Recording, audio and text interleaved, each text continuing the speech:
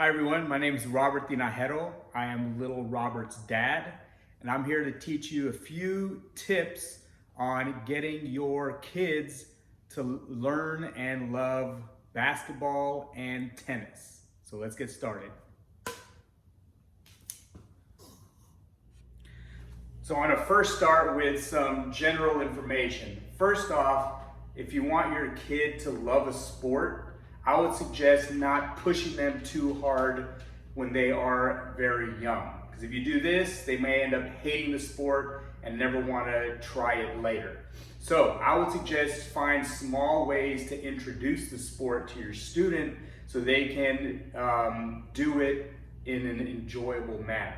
Okay, something else I would suggest is don't jump straight to a full-size tennis racket, because the kid is going to develop bad habits like grabbing it with two hands and swinging in weird ways. So if you want to start developing skills at an early age, find a kid's racket, or if they're really small, you can find this Nerf style racket, right? And teach them how to hold it with one hand on what is usually the forehand side if they're right-handed. And then you can start teaching them some basic things like a swing. So get a Nerf ball, or you can even get a real tennis ball at this point. Okay, and teach them small things like the forehand swing. Something you can tell them is they are like closing a book, okay? And they can even start with two hands, and then from there just using one hand, and then try to get them to either hold the ball and hit it out of their hand, or you can toss it to them. So if you can just have them do this for even 1 minute a day, right, where they're just hitting the ball and having fun, smacking it wherever, they'll have a lot of fun doing that. And if you notice, I'm not at a tennis court right now, and I kind of did that on purpose because a lot of people just want to jump straight into going to a tennis court and have the kid, imitate playing actual tennis. But if they're just barely getting started, that could still be fun, but you can just be in your garage like I am now, or even in your backyard, right? And once again, get a racket that's not going to be too heavy for them to hold with one hand, and they can practice their forehand swinging like that. Then eventually you can move them to the other side,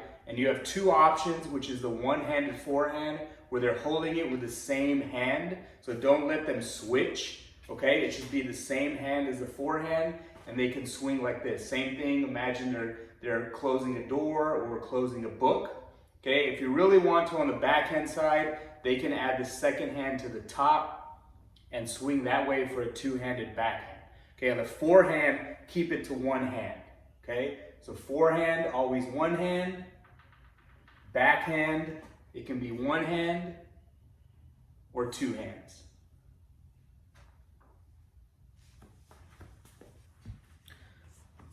Okay, now I want to talk about two things that you can work on with your kids that is less advanced than what I just talked about and more advanced. The less advanced thing you can do is you can also start kids with a ping pong paddle, okay? And ping pong is, in a lot of ways, very different from tennis, okay? Because ping pong is these kind of short movements, but developing eye-hand coordination in your kid is really important, and that'll really help, especially when it comes to volleying in the future in tennis. But just developing that eye-hand coordination is really important. So throw them ping pong balls, get a bunch of them, make them colorful, have your kids paint faces or other funny things on the balls to make it fun for them, and then they can just practice smacking the ball. And this helps develop the eye-hand coordination, and later on it will help in tennis because it'll help especially with their volleying.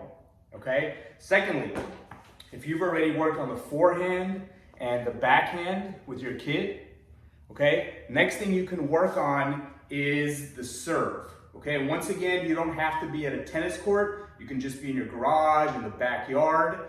Okay, get a bunch of tennis balls for them. Same thing, if you want to make it fun for them, they can paint stuff, draw stuff on the tennis balls. Okay, but when you're ready to practice the serve, okay, have them stand sideways. Usually they want 1 foot in front of the other. I know you all can't see my feet right now, but I have 1 foot slightly in front of the other. Okay, have them hold the tennis racket like this. And for this, the most important part is that they're just making contact with a ball. Okay, so if they're at a point where they can toss the ball, Okay, they can practice doing that if you want them to. That's not going to be a lot of fun probably for too long for the kids. But if they can practice like that, and then practice just swinging down like this, up, high to low, then they can put it all together, toss the ball, and then try to hit it from high to low. So they're trying to hit it down. So hit it like that and then down. Okay? And if you can get them to practice that, even once again for just a minute a day, they start developing the skill of being able to hit that serve. And later on, as they advance in their lessons, they can start adding spin and different things like that. But it's important at the beginning for them to learn how to hit the basic serve. So now we've done forehand, we've done backhand, whether it's one-handed or two-handed, and we started practicing the serve, okay? And that's my friend over here, the coach. Okay, my last tip for developing tennis skills in your kid is to develop their mental skills as far as it comes to tennis. And I don't have a tennis match on right now, but my tip is to watch tennis with your kids, right? They may only be able to sit down and watch for a minute or 2 minutes or 5 minutes or maybe 10 minutes, right? But they start seeing how the game is played, how the ball goes back and forth, and they can start learning the scoring system. The scoring system in tennis is a little weird. Instead of saying 1, 2, 3, 4, it's love or 0. So they use the word love for 0, love, 15, 20, 35, and then the next one is 40. And if both players get to 40-40, they call it deuce. And then you go to advantage. And so the scoring system is a little odd, right? But if they start watching tennis, they start noticing that the person serves diagonal and it has to land in the square. And if it lands in there, then the point gets started.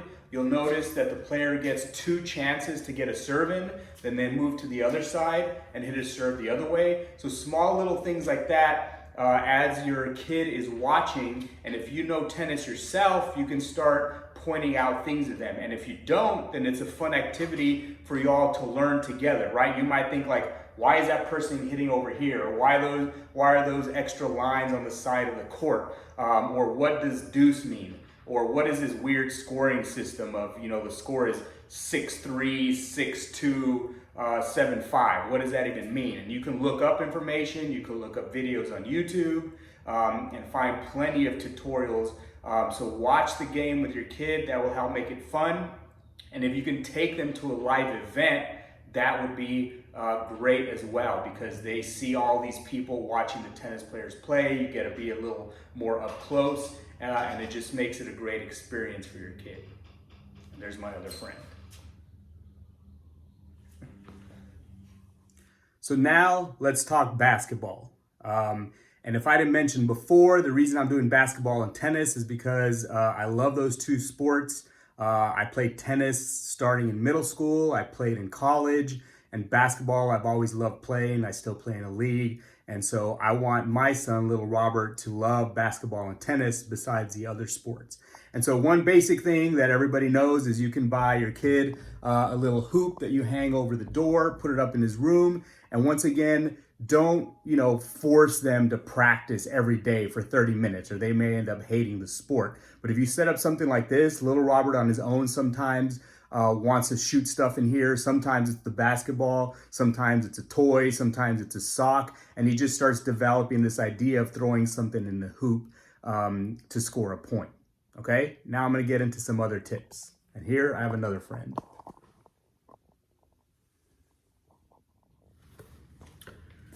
Okay, so now we have basketball. I would suggest getting both a regulation size basketball and a mini basketball. Usually parents want to go straight to the mini basketball, which can definitely be good, okay? But it's also good to start getting them used to the big basketball for dribbling. And sometimes big basketball is easier because they have little hands, and this just gives them more surface area to hit the ball, okay? But for shooting, I would strongly suggest going with the mini basketball. This is really important because you don't want your kid to develop bad habits. And if they have just a big basketball, they're going to be grabbing it with 2 hands and just trying to launch it. okay? And so at some point you want to start developing good shooting skills, okay? But first with the bouncing, with little Robert, every once in a while, I bring him to the garage or to the back patio, and we count how many dribbles he can get up to. Okay, last year he was just doing like 1 or 2 and then chasing the ball over. Now he can get up to about 8 or 9 dribbles in a row. Okay, he's kind of going like that, which is totally fine. Okay, and we always do that with a bigger basketball. We try it with a little one, but that one's a little harder because it's so small. Okay, so dribbling is really important. Okay, and if your kid is smaller, you don't think they're going to be really tall, that doesn't matter. Right? A lot of people think, oh, you got to be really tall to be good at basketball, and that's not the case. If you're smaller and you can really shoot and really dribble, you can be a really good basketball player. Okay, so dribbling is the most important skill, and something I would say is every day work with your kid on, or not every day, but let's say just once a week, as you're leaving the house or you all are just hanging out in the house or in the backyard or wherever you are at the park, take the ball and just say, let's see how many dribbles you can get up to today. Okay, so maybe at first they just do like 3, okay? If you do that consistently over time, they're gonna start being able to dribble more and more, and you can practice counting with your kid, right? 1, 2, 3, 4, 5, 6, 7, 8. Or you can count in Spanish or whatever other language, and that way you're developing their counting and their dribbling skills at the same time. Okay, once your kid starts getting better at dribbling, maybe they can get up to dribbling the ball 10 times in a row. Something that's really important to develop is to use both hands, okay? So maybe they can do 10 with this one, but with the other hand, they can only do 2 or 3. Okay, so have them practice on both hands, so that way when they get older, they can dribble with their right, they can dribble with their left, okay? And then eventually, you want them to be able to take turns dribbling with both. So once they start learning how to dribble, you can say, okay, do right hand and left hand, and then start the same process over of counting. Maybe one day they can just do it twice and that's it, and eventually they can do a whole bunch of them, okay? Then the next step you want to get to is where they can dribble without looking at the basketball. Okay, that's the next step. So then you can, once they get to be able to do 10, 15 dribbles in a row, now you want to push them to do a certain amount of dribbles without looking at the ball. Okay, so it doesn't mean you blindfold them because they still need to be able to see their surroundings, right? But looking up, how many times can they look up and keep the dribble going, whether it's left hand, right hand, or both? And then can they start moving? Can they start moving forward? Can they start moving back? Can they start moving left? Can they start moving right? And you can create little games with them where they're practicing doing this. You can also set up a little cone where they can start going in circles. Right hand, don't forget to do it with left hand. Okay, and if your kid starts getting older and wants to do more advanced things, you can start practicing dribbling through the leg. Okay, you can start practicing dribbling behind their back. Okay, but don't expect them to do that right away. That's more advanced, and some kids might advance and be ready to do other stuff. Okay, you can also do, when they get bigger, because you don't want them to hurt their fingers, or if you have a little ball, you can do the typewriter where they're using their fingers to dribble. Left, right. Okay, and then last is shooting.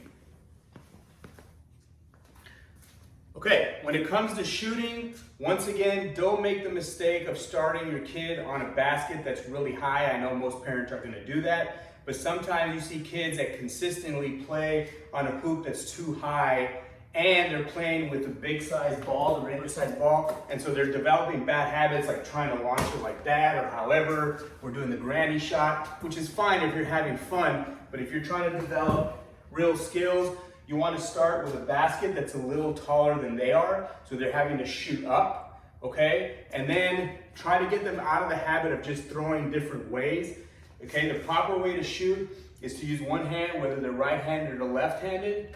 Use one hand, you kind of hold it beneath, you make like a little basket, And actually the best thing is for them to practice just shooting with one hand, which might be weird for them, okay? But if you have a mini ball, they can hold it in their hand and start throwing it up, and they can start throwing it up the basket.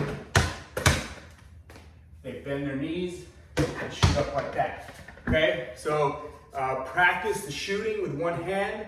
The other hand is only to support the ball as you're going up, okay?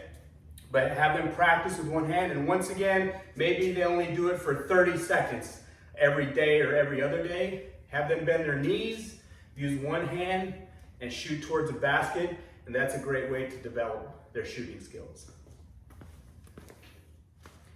And just like I suggested with tennis, a great learning tool for kids is to use the TV or use YouTube, watch games, watch tutorial videos, learn the scoring system in basketball, 2-pointers, 3-pointers, free throw shots, fouls, traveling. You can find great videos and slowly teach them a game. And once again, try not to push them too hard so they can learn the game naturally and hopefully learn to love it. So I hope you guys liked my friends, my tennis buddy over here, my basketball buddy down here. Hope I gave you some good tips to use with your kids.